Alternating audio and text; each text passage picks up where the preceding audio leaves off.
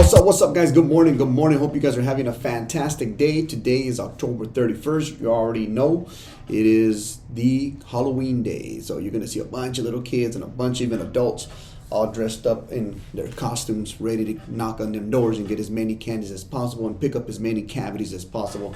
Well, anyways, you already know the name of the game. Today I wanted to talk a little bit more about the process in speaking to a customer. One of the most important things that a realtor should always do, and this goes across the board, right? This doesn't matter if it's a friend, a family member, or anyone else, right? You should always pre-qualify a customer. And I say this over and over and over again because I think that a lot of the agents get intimidated with the pre-qualification, or they get lazy. They're like, well, they say they want to buy, so I just want to sell them a house. They say they want to sell a home, so I'm just going to sell their home, versus getting as much information as possible. So in my thoughts, in my business, I have a 3-step process to a pre-qualification process, and it's the exact same thing that goes into the actual presentation process. So number one, in the pre-qualification process, which is step number one when you originally talk to your customer, is I pre-qualify the customer. Right now, you can pre-qualify them based on a script, like a Mike Ferry script. There's an LP Mama script, or questions that you may have. If you're an experienced real estate agent, then you probably have a lot of questions that you like to ask, and that's a good thing. As far as the pre-qual process goes, I like to always ask questions, and based on what they respond back, I like to get more information regarding their response. So in other words, if I ask, where are you guys moving to? North San Bernardino. Why North San Bernardino? Right? And then they'll respond why, they want to live close to mom, right? Or they want to live close to mother-in-law. And then the question is, what is that? Why is that so important? Well, because, she's going to be taking care of the kids, blah, blah, blah, blah. As soon as I feel comfortable with that response, then I go into the next question, right? So that's a pre-qual stage. And again, I like to ask at least 10 or 15 questions. I think that's pretty fair. Be careful that you're not interrogating them. Again, this happens a lot with new agents, is they ask a question, oh, okay. And then they go to another question, oh, okay. And then they go to another question, oh, okay. Right? Versus acknowledging, that's a great point. I'm really happy that you actually brought that up. And responding, right? Super important in the pre-qual stage. So that's stage number one, pre-qualification, right? In that same pre-qual, I like to always present. What do I like to present? Well, based on the information that they're telling me, or based on the information that I'm hearing, I like to give them some facts. I like to give them some options and solutions regarding a reason why they either don't want to move forward, or maybe something that they have a concern about. In other words, the market, I hear that the market is really expensive right now. So I like to dive in, into that response, and give the customer more information in regards to what is going on in the market, options and solutions, right? Why it still makes sense for them to buy a home. Once I go into the presentation, right, a customer acknowledges it, it makes sense to them, then I go into the closing. Make sense? So 3-step process in the pre-qual stage. Pre-qualify, present, and close, right? Close for the appointment. Then the next stage is to meet for the appointment, right? Same thing. I pre-qualify based on what we talked about, right? Just want to reiterate, nothing has changed, blah, blah, blah, blah. And then step number 2 is I go into my presentation. If normally I deal with sellers, so I like to go through my CMA presentation, right? Which is a CAM presentation. Why is that important? Because a CAM presentation can only get better, right? If you're not a CAM presentation, you're always looking for something different to say, or you're always going to say something differently, and the conversation can spiral out of control very easily.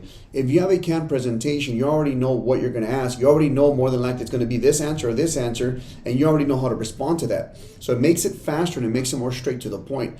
And then the next stage is, again, you close for the signature, right? So in every stage, right, which is the pre-qual and the presentation, you have to have a 3-step process, right? But then comes the what I like to call the third party, right? The third party being you, the product, is how you respond back. That's a great question, right? Tonality, body language, facial features, super important in any presentation, because let's just say, right, that 2-3 realtors meet up with this customer and they're all using the exact same script.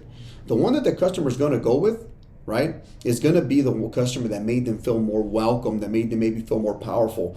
Meaning, that's a really good question. I'm actually really happy that you asked that. So stuff like that is really going to stand out in your presentation. It's one of the most important tools that I use in my tool belt, and I think it'll work for you as well. So think about that when you're going through this process of asking questions, right?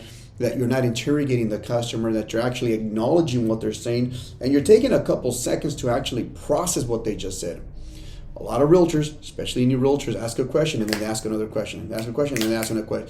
And then the customer may be thrown back because then they're thinking, well, I'm answering, but he's not even listening or she's not listening, just going through his process. It's going to feel very scripted. It's going to feel very fake. So be careful with that. That's what I have for you guys today. I hope you guys have a great day. Don't get any cavities because there's going to be a lot of candy out there. We'll see you guys on the next one. Take care. Peace out.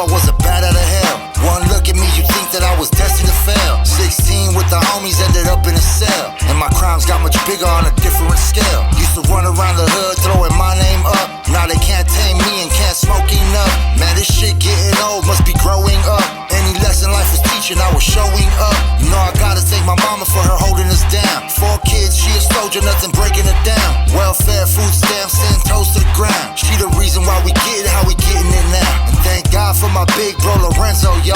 Put some clothes on our backs when our funds got low. Yeah, I really came from nothing, I stay humble, bro.